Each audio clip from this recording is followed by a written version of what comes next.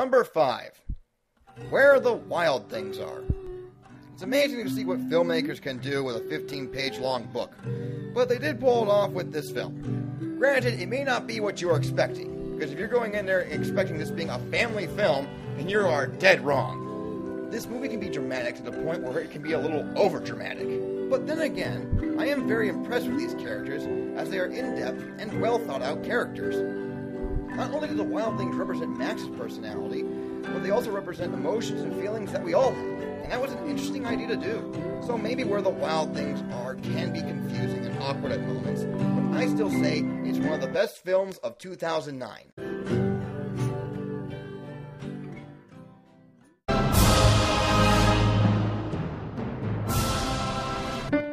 Number 4.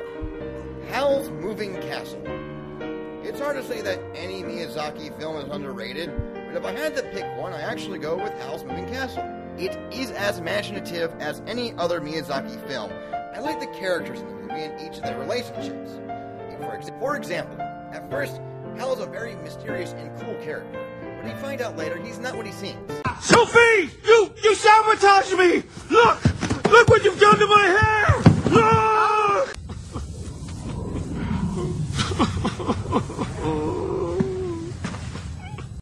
I give up. I see no point in living if I can't be beautiful.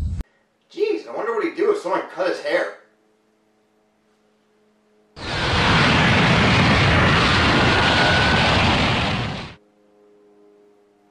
The only problem I have is that the movie's story can be confusing. For example, how does Sophie keep changing from old to young? Magic?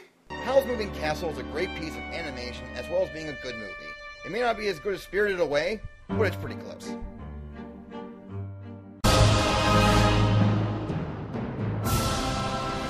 Number 3.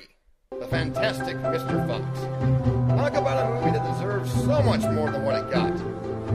Fantastic Mr. Fox was ingenious in every factor, from animation to storytelling. Seriously, this story could rival something out of Pixar. The cast of characters was definitely the strongest point. This was one of the only films I actually enjoyed George Clooney. That, and how can you go wrong with such supporting cast members such as Bill Murray, Michael Gambon, and of course, William Dafoe.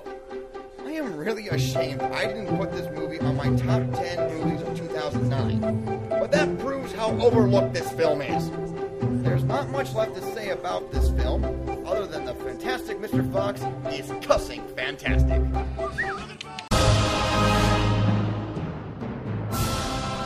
Number 2.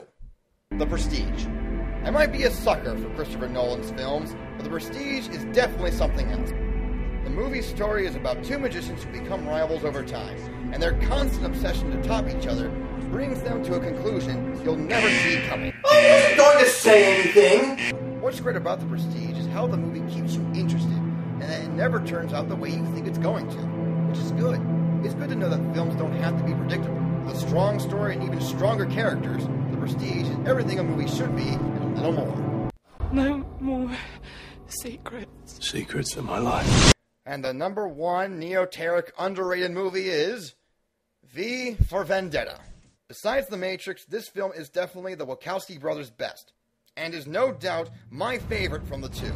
V for Vendetta is a movie that can be both gripping and uplifting. Its morals are not shoved down your throat, rather they present real ideas that are possible in our own reality. So it's a very interesting perspective. As much as the story is strong in this film, so are the two main characters who both deal with the problems in their own way. This movie deals with many ideas, from conspiracies to a story of vengeance to even a story of courage. V for Vendetta is a movie praised from moviegoers and critics alike, but to me, it's next to perfect and deserves some kind of award.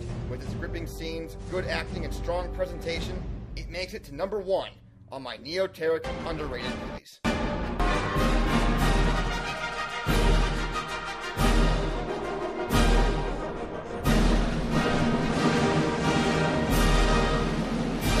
That was my top 10 for new underrated movies. Hopefully, some of these movies will someday get the praise they deserve. I hope you enjoyed this video, because my next video I will not be so fortunate. I have to review something that is not underrated. In fact, I would say it's overrated. It's so aggravating, I'm not even going to tell you what it is. you will have to wait and see this review in all of its sparkling glory. God damn it, you weren't supposed to show him that! Yeah, it's Twilight. I'm gonna need this. I could calculate your chances of survival, but you won't like it. Thanks, Marvin. I'm Timdiana, and I've just endured it.